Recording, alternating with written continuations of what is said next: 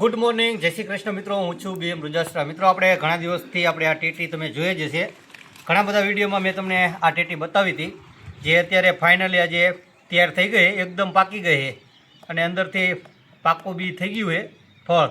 તેનો અવાજ પણ આવી રહ્યો છે. તો આપણે પહેલું હાર્વેસ્ટિંગ કરી રહ્યા છીએ, એ પણ આ ટેટીનું, અને એનો આકાર તમે જોઈ લો. સારું એવી મોટી કદની થઈ ગઈ છે અને અંદરથી પાકી પણ ગઈ છે. તો આપણે અત્યારે આનું હાર્વેસ્ટિંગ કરી રહ્યા છીએ. જોઈ લો, અહીંયાથી તો બહુ મજબૂત છે.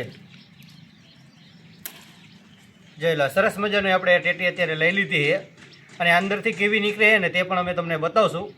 માટીવાળી છે, થોડી સાફ સફાઈ કરવી પડશે. ત્યાર પછી આપણે મરચી, રીંગણી અને ટમેટી પણ સામે વાવી છે. ત્યાં અત્યારે શું હાલ છે તે પણ હું તમને બતાવીશ. આજે રાત્રે થોડો વરસાદ આવી ગયો છે, એટલે આ ટેટી ખરાબ ન થઈ જાય એટલા માટે આપણે આનું હાર્વેસ્ટિંગ કરી નાખ્યું છે. ત્યાર પછી પણ ઘણી બધી ટેટી હજી છે આપણી પાસે. એક અહીંયા 2 વેલા છે, ત્યાર પછી સામે પણ 2 વેલા છે, ત્યાં પણ સરસ મજાની ટેટી થઈ ગઈ છે.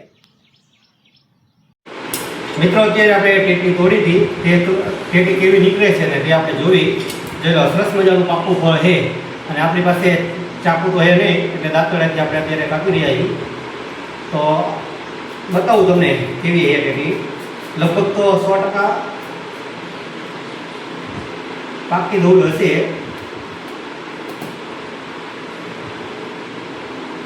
વાહ, જોઈ લો, આવી ટેટી નીકળી છે અને સ્વાદમાં કેવી છે એ પણ હું તમને બતાવું.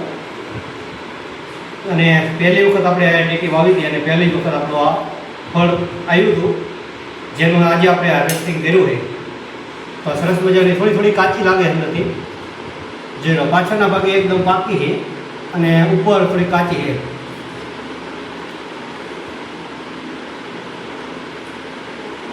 મસ્ત ગળી છે.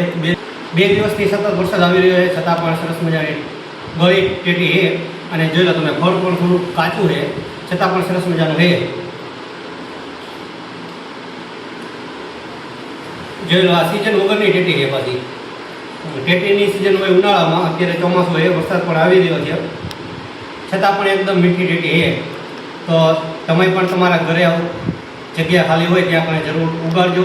કોઈ પણ શાકભાજી, વેલા, ગમે તે સરસ મજાનું રિઝલ્ટ આવશે. અને જ્યારે પણ પાકશે, કંઈ પણ ફળ થશે, ત્યારે એક આનંદ જ અલગ આવશે.